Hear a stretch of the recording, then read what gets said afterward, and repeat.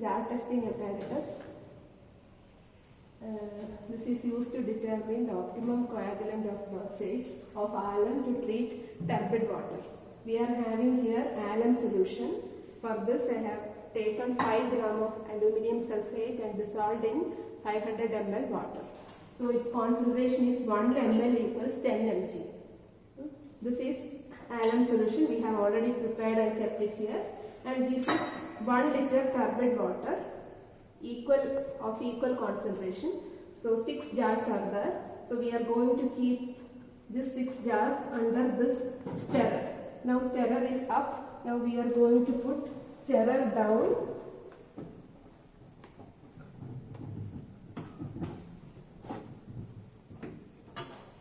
There is a screw here. We can tighten it. Like that we can keep all the 6 jars under the stirrer.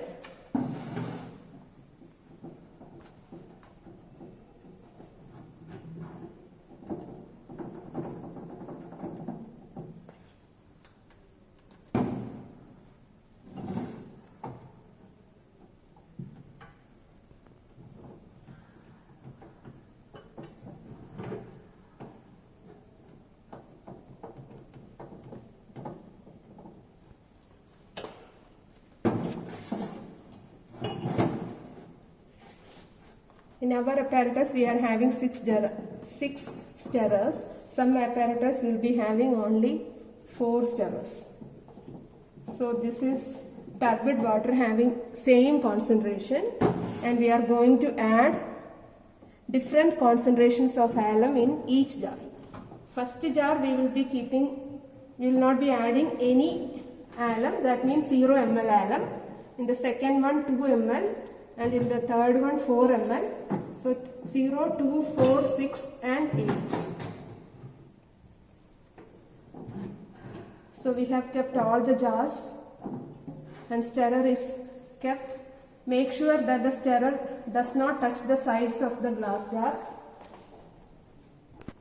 So all the 6 jars are kept, and stirrers we are going to start.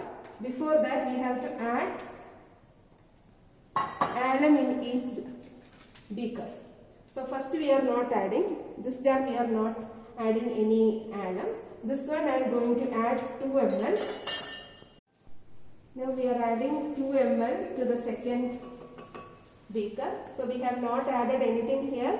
Here we have added 2 ml. Here we will be adding 4, 6, 8 and 10 ml. So concentration of turbid water is same in all the jars, but we have added different concentration of alum. So we are going to stir it rapidly for 2 minutes and at 120 rpm for 20. Now we are switching on the instrument. Light is on. First we are going to keep fast stirring for 2 minutes. After that we will be keeping at 100 rpm for 20 minutes. So now fast stirring is going on. Let us wait for 2 minutes. Now 2 minutes over. Now we are going to decrease the speed. Decrease the speed to around 90, 80 rpm.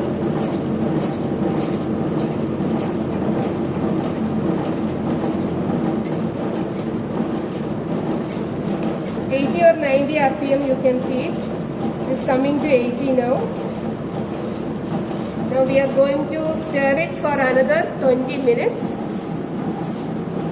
What will happen is the alum will react with the colloidal particles in water and flock will be formed, and flock will, we have to wait after 20 minutes and we have to see in which beaker flock formation is more. That we can see after 20 minutes. So let it run for 20 minutes and I will show you. Now 20 minutes slow stirring is over by now.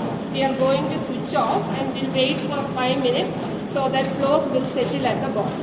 And then we will see which jar is having maximum flock formation and turbidity removal. We will see after 5 minutes.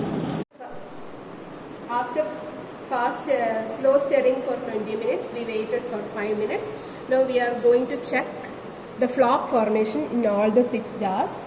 The flock formation in each jar, we are noting it down, and the amount of coagulant in the jar which produces the best flock with the least amount of coagulant will give you the optimum coagulant dosage. So we will check in which beaker we are having best flock.